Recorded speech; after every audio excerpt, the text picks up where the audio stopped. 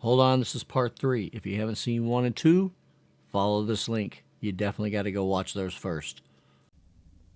Before we move on to actually setting a compressor, there's something that needs to be discussed real quick, and it has to do with release. If you notice this compressor here, it's a very good compressor. You have a release time here, and you also have release 2 right here. This is only engaged when you're in opto mode. Basically, optical is basically emulating an optical compressor because you have different types of compressors, and I'm not here to get into that. I'm here to show you the basics. You have VCA, FET, Varimu, opto, all these different types of compressor topologies, right? Different internal workings and gain stages and stuff like that of the compressors. Don't worry, I'm going to give you guys a guide, link to a guide that's going to be able to help you, and when you read it, it's going to explain everything better, even more in detail, okay? But here's the reason for something like this. And this is to show you the different characteristics of the release and how different compressors try to emulate vintage gear or compressors of old, or try and get old school compression type sounds. So basically what I'm going to do is this first release parameter, it's actually called release 2, but don't look at it that way. Look at it as the first release parameter. And I'm just going to do a demonstration here. I'm going to use a threshold of 2 to 1. Correction, a ratio of 2 to 1 with a hard knee. Notice my knee here gets softer. So it's a hard knee. So it goes from 1 to 1 to 2 to 1 instantly. And attack time, right there. I'm just going to use the fastest attack. I'm going to use a threshold of -6 should be sufficient because my signal is actually at -15 and then rises to 0. I'm going to turn off this equalizer section, and I'm going to turn off this filter section, and I'm going to turn off this filter section because I don't need those. Now what's going to happen is, I'm going to show you. What's going to happen is this first release parameter is going to come into action. So for the first 32 milliseconds of the release, it's going to release very quickly. But for the rest of this release time, it's going to release gradually over time. And if I zoom in, I need a higher compression ratio to show you. So I'm going to exaggerate. Higher ratio, a little bit of a smaller threshold, higher ratio. And there we go. You notice how it's not just round, it comes down and then tapers off. Right? You see that? It comes down and then tapers off. This time here is the time constant, 32 milliseconds. It's the first time constant, 32 milliseconds. The rest of this here is your 629 milliseconds. So who gives a rat's ass, right? What does this do? Well, it creates a certain type of sonic character. It can increase loudness because here's what's happening. You use this faster release time here on the beginning. It allows you to use a faster release and then slowly release after that.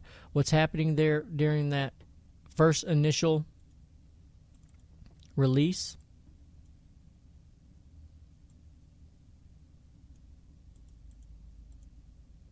What's happening during here is the ratio is going from whatever the ratio was. What was it? 12 to 1. Let's just say 12 to 1. It's going from 12 to 1 to practically 3 to 1 really fast. So it's reducing ratio really fast, and then over the rest of the release time, it's slowly reducing the ratio from like 3 to 1, 2 to 1, 1 to 1. You see what I'm saying? And what it does is it quickly reduces the ratio to a less of a ratio and then slowly tapers off. And that will create a certain sound characteristic. And you have to know the subtle differences And over time, after you know these basics and you start to incorporate and study compression, it will all fall into place and you'll start to say, so that's what's going on. So let's move on. And now we're going to move on to one of the most important parameters and reasons for compression is to bring down the louder signals so that we can bring up the softer signals. But in order to do that, after compression or turning down the signal, we're going to want to bring the signal back up so that those softer parts can be brought up. Now, here I have a little diagram. You have different types of reasons to compress. You may want to contain levels. In other words, you might have a loud peak that you see here that just rises above the rest. If you notice right here, this peak rises above the rest, right? So you may want to contain that peak. In this situation, your threshold, which is this dotted line, you will not want to get too far into the audio material. All right? And you would want to use a high threshold to control the peaks. However, if all you were doing was trying to balance levels, you're going to want to get below the levels that you want to balance, but not so low, and you're going to want to use a milder or softer ratio, maybe 4:1. However, when it comes to loudening or any type of mastering compression or anything like that, is usually when you would use this type of compression, you will dig deep into the signal.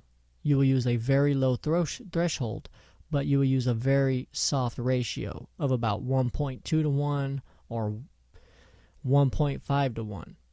Because if you dig this far, let's say if this dotted line here is your threshold, and you use a 10:1 ratio, you're basically going to chop everything down.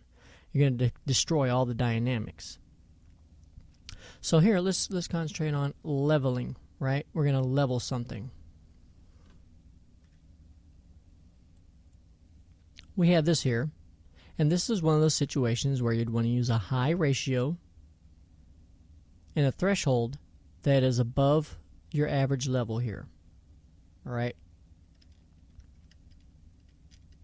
This part has wild dynamics that are crazy sometimes. All right, well, we got this loud part here and this loud part here. I can't really hear these in the mix, and I need to turn it up so I can hear it. But if I turn it up, well, I'm screwed because these are too loud. Well, enter compression. You would choose, I'll use the ultrafunk compressor. In this situation, if I was to zoom in, you'll see about negative 35, 36, this line here. A little bit below that is most of the average material.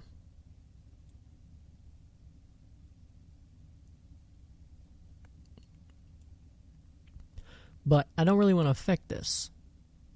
So I'm going to use a higher ratio.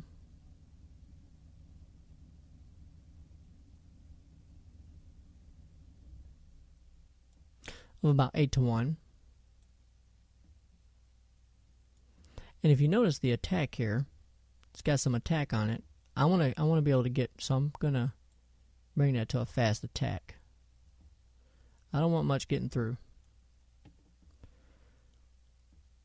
And I'd use a faster release. Concerning vocals,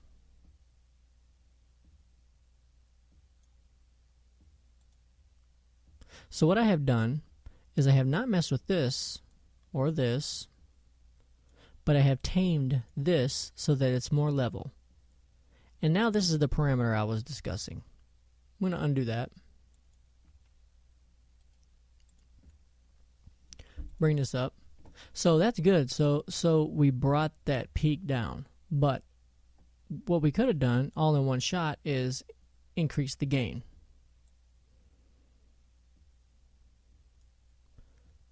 If I play this, this part has wild dynamics that are crazy sometimes. We get about this part has wild 13 decibels that are crazy sometimes. This is my peak indicator. It indicates what my peak gain reduction is. This part has wild dynamics that are crazy sometimes. This part has about 14 decibels total gain reduction on the peak. That's my highest peak. So I know that I can bring this gain up to about right here to be safe. This part has wild dynamics that are crazy. Now what's going to happen is it's going to chop off those peaks, but it's also going to bring the level back up. So in essence, I have been able to bring up the lower parts and the louder parts because I had compressed the louder parts. Otherwise, if I wouldn't have done so and I would have raised the volume, let's say I need this portion to be negative 24, right here. And and in the mix it sounds good, but I'm screwed because this is too loud and this is too loud. So this is when compression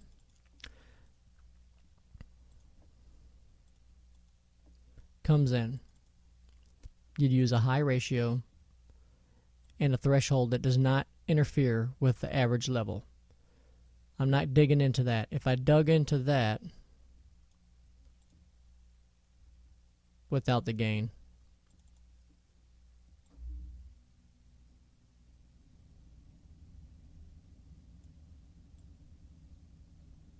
come on, bitch.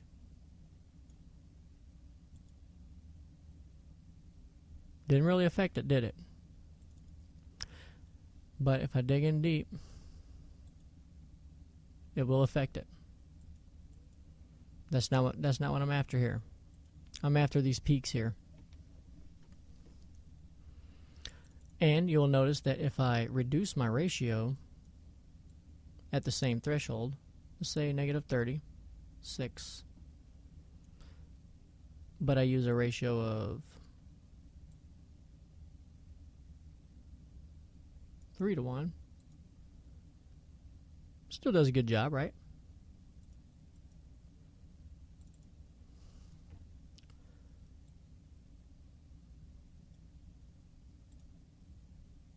That does a little bit of a job, right? So it depends on how much reduction above a certain threshold above the average level of everything else that you're willing to sacrifice as far as dynamics.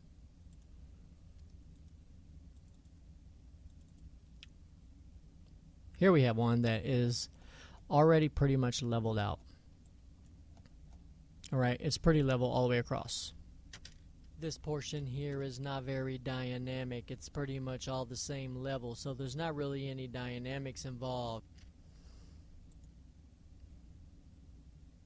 Now, this is something more, it's really none of these. It's already pretty much contained, right? There's really nothing that would need to be done to this. You could.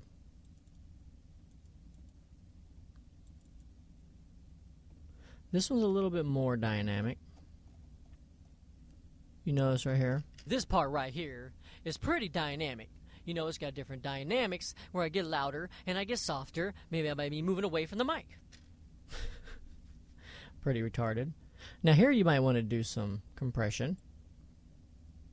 And it's all going to be dependent upon the other instruments in the mix.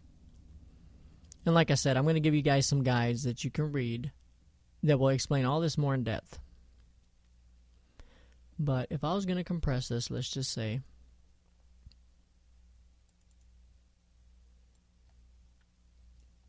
I could look at this and say, negative 30. That's around the average area. Right there, right? Depending on how intrusive I want to be, will determine if I use a softer knee and what ratio I'm going to use. 4:1. 4:1 is a good starting level for vocals, alright? It's the one I like to use most of the time. And of course it's all going to depend on the dynamics of the track, on the dynamics of the vocal. If you have a real dynamic vocal, and you may, depending on what sound you're looking for, you may choose a different ratio. 30.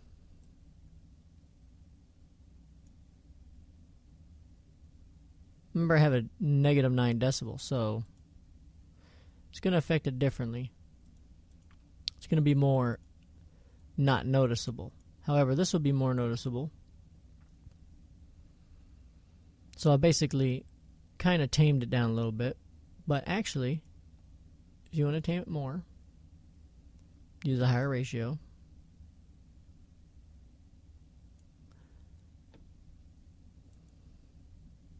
What essentially happens is, once you increase the gain with your makeup gain here, and you're using this higher ratio, what's going to end up happening is you're going to chop off more of the signal, and when you raise it, it's going to be more prominent and evident in the mix without you having to turn it up so much.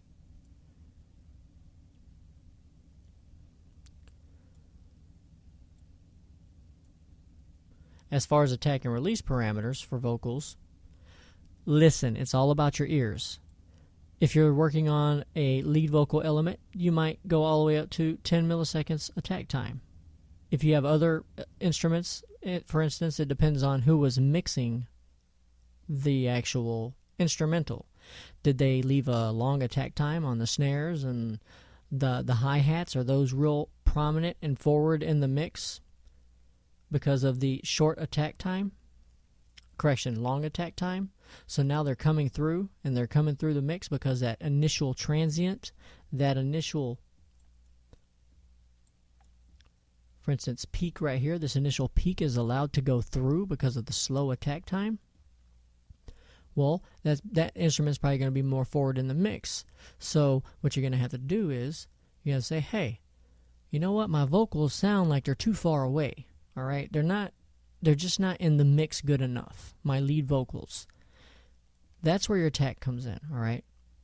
If you need to bring it forward in the mix, use a longer attack time. If you need to push it back, this is a general guideline, and it works well.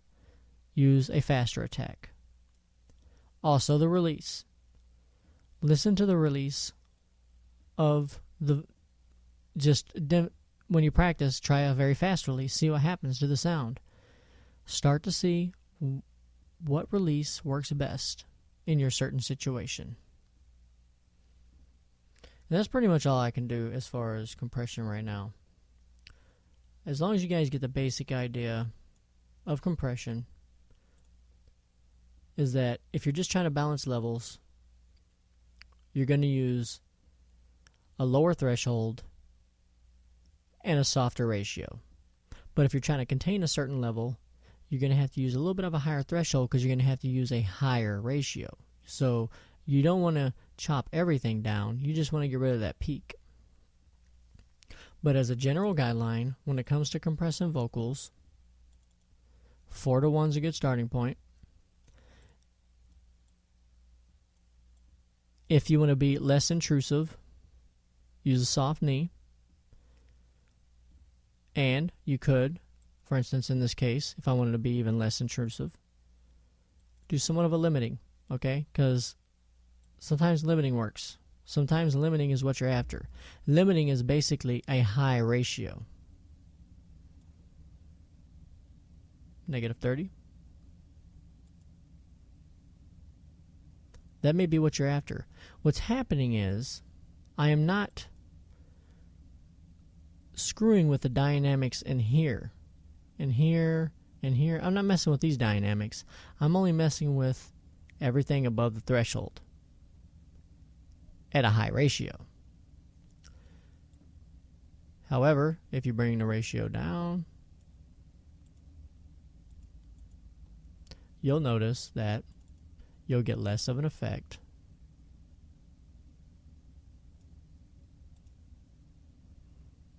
You didn't get as much control on the dynamics. But you can dig deeper. But it's all up to you. It's all about the sound. It's all about the ear. That'll be about it. Deuce.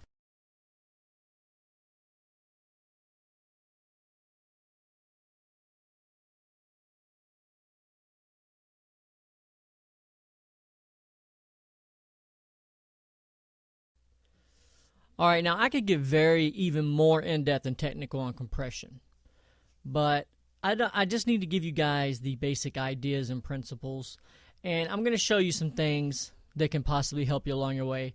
And I may be doing, it's going to seem like some random stuff. To me it does, but I'm going to also talk about what I'm doing and what I'm hearing and see if you can hear it also, so that, because you really get more experience practicing. Okay, you get more experience with compression and learn to what to listen for when you actually do it. So we all already know what everything, all the little parameters are and what they do. Right here I have a snap sound. Now I don't know if this was, I'm pretty sure it was recorded, all right? And I hear some, like, either some room sound on the end here, or if it was recorded. Some people record sounds, like you can record a sound, like you can record a snap in a box. You could have a box and have a microphone near it and record your sound in there to give it a smaller room sound. Someone could have put some reverb on this already. There's a lot of different things that could have happened to this sample, because I'm not the one that made it. But I'll tell you what I'm hearing. I'm hearing the initial snap, and it looks like a layered snap, like they layered it somehow. And then I'm hearing like a little fade. There's a little noise on the end here I'm hearing.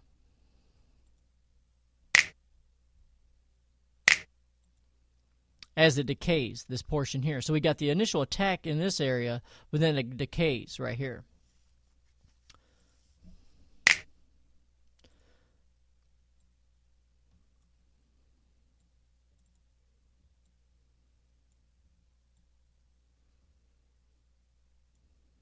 I'm just going to play it. I'm going to enable the compressor. I'm going to start doing some stuff here. Here's the input. As you can see, I normalized this, so it's already all the way to 0 decibels. Now, if I start to bring the threshold down either with this slider or right here, you notice we start to get gain reduction, because now the compressor's acting on this signal level here. That's -3 decibels. I'm at -4. So I'm basically, essentially compressing this area here. And I'm compressing it by the ratio, that amount. So we've already gone over that, so I'm not going to go over that. So I'm just going to listen to some stuff and see what I'm listening to. I'm bringing down the threshold to about -15 here, which is only capturing the upper peaks here. It's only capturing the peaks. I'm not digging into this lower level here, right?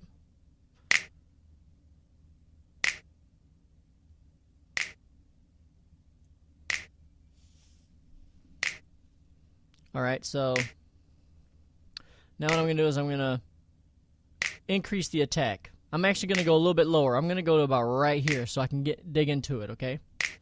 Dig into the sound. -21.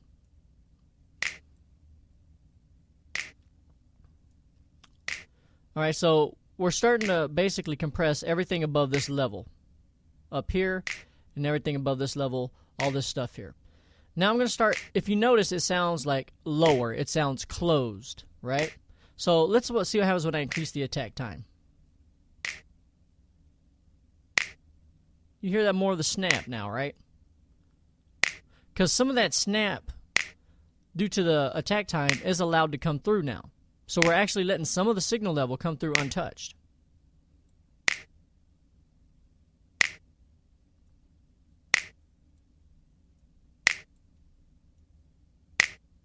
Now, how long exactly long is this sound event? Let's see how long the sound event is.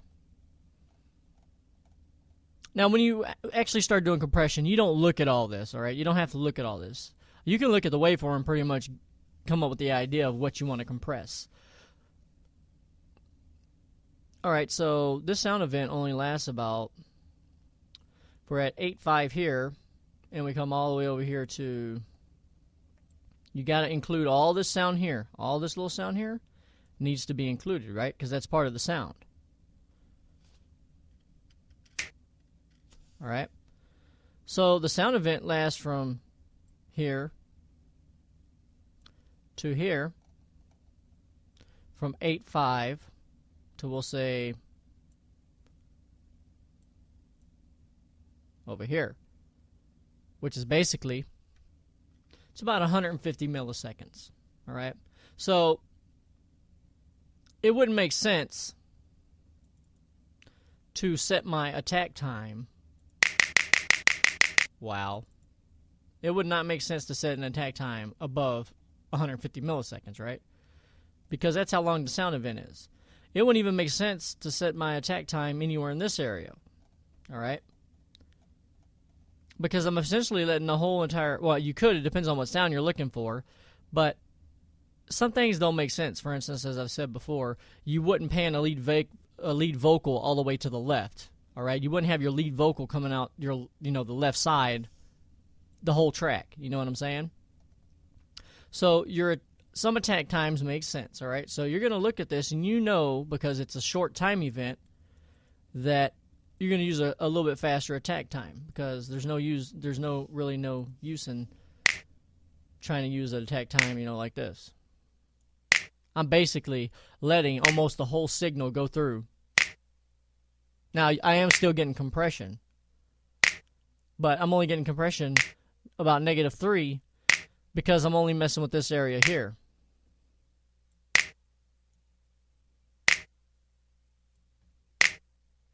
Still getting compression. That's 500 milliseconds. So now you're probably wondering, well, the whole entire sound event has gone through, and it's been it's not even 500 milliseconds. Why are we still getting compression? Here's why.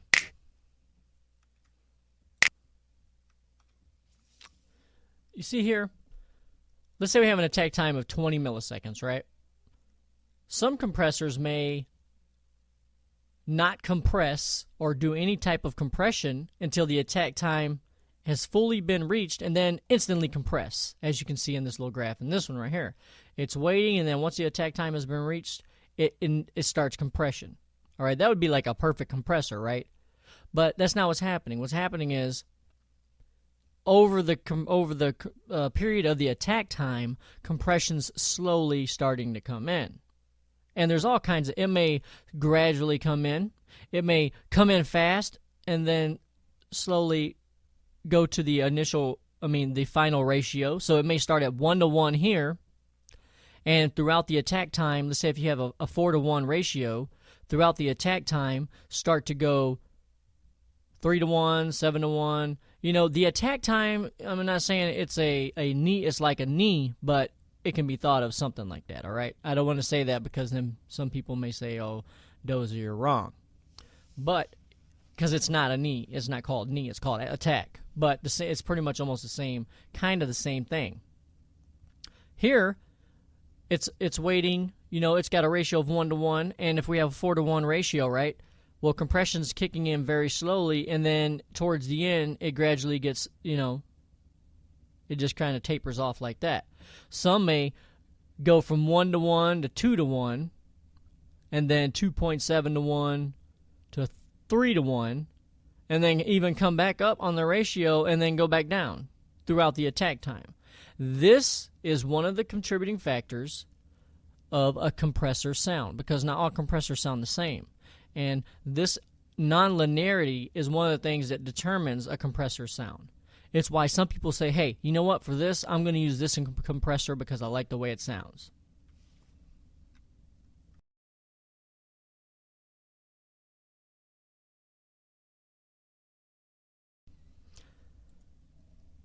And now to the basic concepts here, okay? If I want to, let's say if this is inside of a mix and we got some music going, right? And I have to increase the volume of the snap so it can be heard, but when I do that, it sounds just a little bit too loud. It sounds like it's coming too forward. It sounds like it's just way too loud, but I need it loud, and I just can't seem to find out the perfect volume. You know what I'm saying? So if you use compression, you can generate the sound you're looking for by messing with the attack and release. Now, let's see here.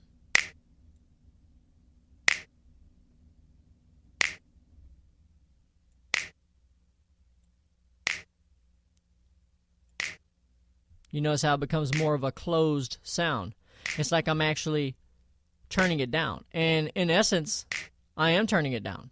That's basically what's happening, because I'm compressing it, right? But this is where the makeup gain comes in, all right? After I've compressed it, I can bring it back up, and it's going to sound louder, right?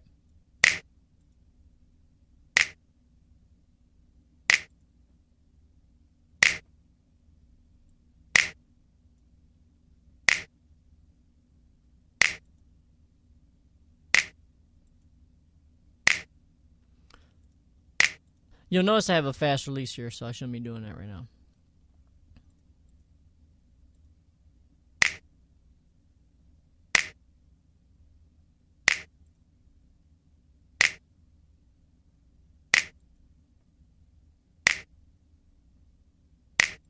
Basically, what I've done is I've brought that initial snap. So it's still gonna come through the mix, but that initial snap's coming through. But I'm tapering this off a little bit with the compression. Now, if I reduce the release, what's going to end up happening is what's happening during the release is once a signal falls below the threshold, it's releasing the gain reduction. It's basically going back to unity. It's trying to get back to its original level. Okay, so through this area I'm compressing, and then let's say if it's going to release, it wants to hurry up and come back up to normal level so that this isn't getting compressed. If you have a long release, what you're basically doing is saying release slower, so a lot of this area here is also going to get affected because we're talking about time here. And over time, over the compression time and the release time, you're still going to be affecting this signal. So if you want to bring this signal up, to bring up the sound, and this can also increase the rip, like if you have a vocal, right, and you're inside of a room, and we'll get the vocals shortly when I get to that. But I can bring up this sound here on the end by using a faster release. And listen to what happens. Listen to the sound on the end, the end sound there.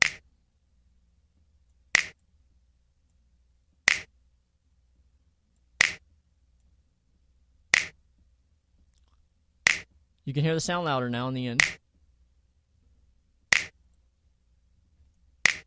And now it's kind of going away. All right, so we'll move to another example because this is not really. Let's move on.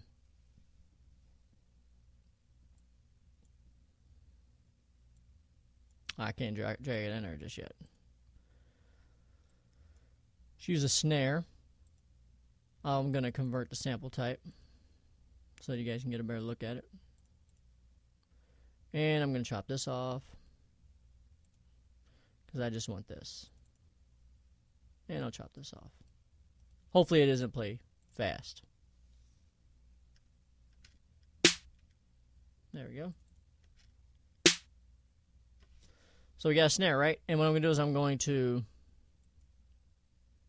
normalize it 100%. All right. So what we see here on the snare is the initial hit, and then it kind of fades off right here. You know what I'm saying? So you still got some of that attack in there, but what's basically happening, and we have some. Now, let's see what happens if I increase this sound here. Right? Now, you may think nothing's happening here, right? But let's see. Of course, you'd have to increase the gain a lot to get some of the sound. But there's some actual ambient sound here.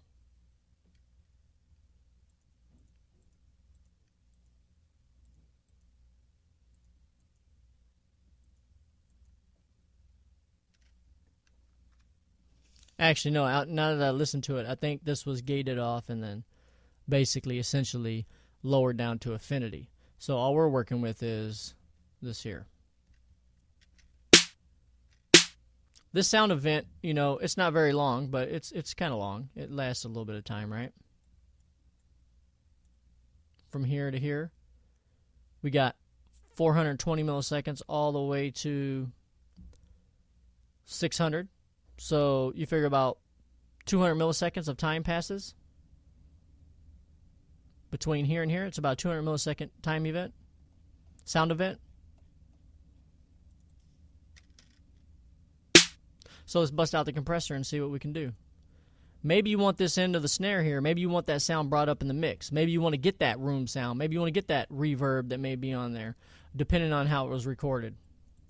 If it's a live recording of a snare, you got some of that room tone in there. Maybe you want to bring up some of that room tone. Maybe you want to add some natural ambience to that snare.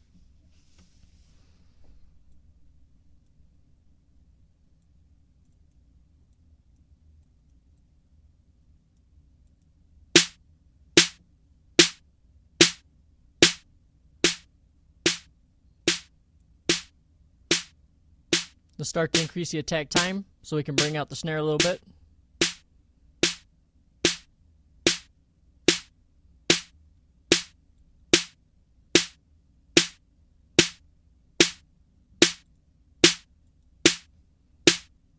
Now watch what happens when I bring the release down.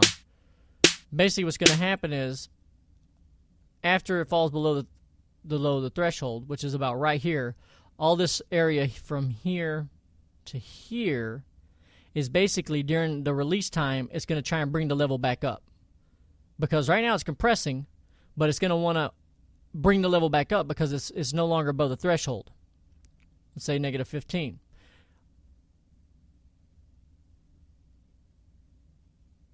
Everything below here is not above the threshold, so once it reaches here, it's going to say, hey, not above the threshold anymore. I got to release compression. So it's going to release compression over the release time. It's going to use the release time as the factor. And then if you release slow, it's going to be like slowly coming back up. So none of this area here is actually going to be, it's not going to increase in volume. It's basically some of this right here is going to be compressed, some of this stuff here. And maybe this won't be compressed at all. Well, it will a little bit, but I'm just, saying. So if we do a faster release, we'll release much quicker and allow this to come through unaffected, basically.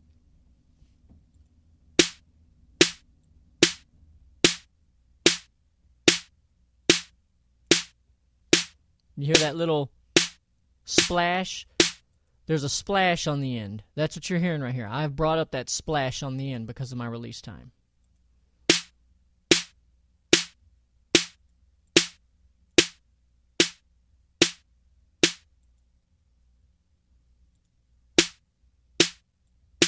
No splash. Splash. I'm going to give you some better examples here shortly. Alright, so let's see what happens when we actually apply the processing.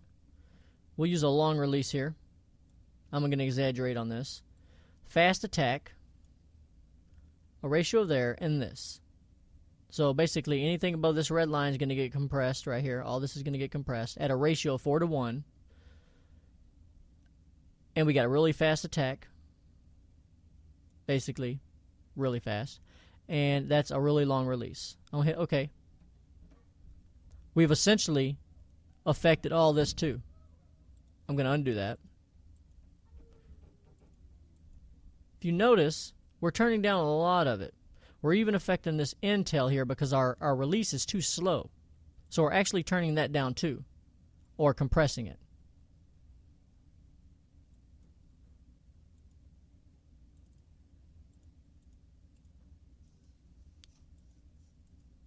Non-compressed.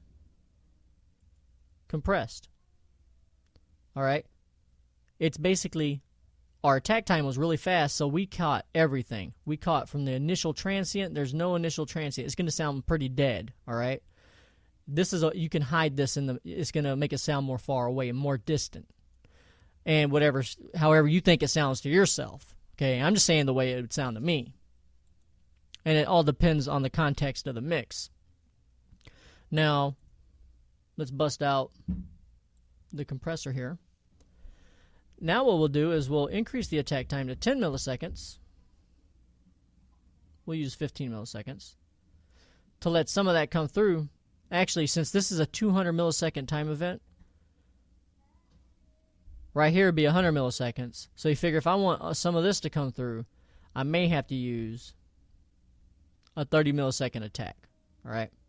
So we're going to see, and I'm still using my long release. Everything's the same. I just increased the attack. Now, it doesn't look like nothing's happened, but something has. What's happened is I've allowed this portion to come through undetected and this part to get compressed. But the only thing getting compressed is this area here because it's above the threshold in this area here. So that's not a really threshold that you would consider using. If I'm trying to contain this, that whole setting would not really make much sense. Here's why. I am essentially, maybe if I'm trying to compress this sound here, Okay, it does make sense, but that's if it's the sound you're after. You have to listen to it in context with the whole entire mix to get the feel of the sound you're looking for. But what's happened is I've allowed most of this to come through untouched. Okay, I want you to understand that. And the release time is really long, so a lot of this is going to be still getting compressed because I got a 2.8 second release time. Now let's bring the release time all the way down to about right here.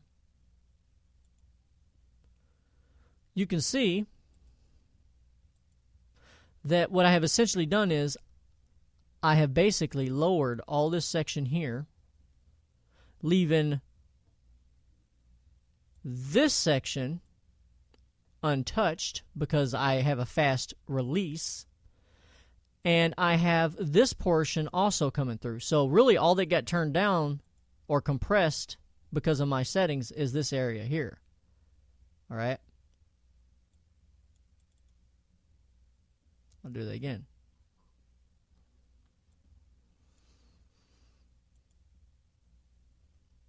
I'm going to undo it. And you can see what portion's actually getting turned down and how this area here is not even really getting affected. So what happens if we do a really fast attack and a fast release? Let's see. Well, what's happened is, look at it. Just look at it, okay? What's happened? There's no attack there now because we've essentially compressed everything. However, when it fell below the threshold, we had a fast release, so this whole section here pretty much didn't really get affected because of our fast release. However,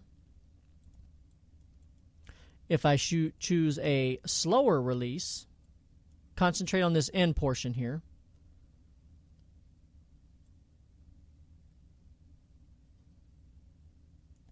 now, this, in effect, is also going to get compressed. See how it's brought the level down also? The levels come down. So, but what it really comes down to is how it sounds. Because we're just looking at it visually. But it's how it sounds in the mix that is going to determine the setting you're going to use.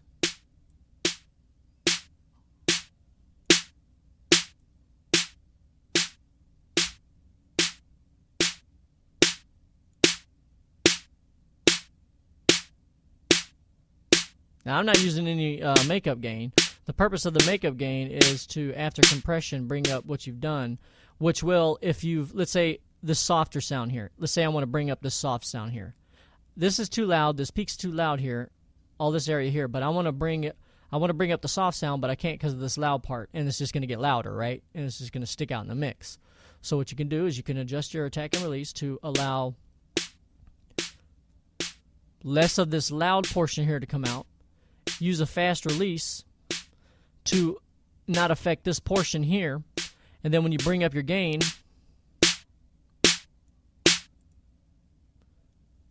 I've essentially done what I wanted to do. I have compressed this. I have left this alone. And also brought this portion up in level. So it's like I've raised this section here. All right? And I've compressed this area here, and I've raised this level here. So a fast release can increase the perceived loudness. A fast release can also, it will increase the perceived loudness of whatever's not being affected by the compressor. Think of it like that. Whatever is not being affected by the compressor because of your fast release is going to be raised in level. A slow attack can also increase the perceived loudness.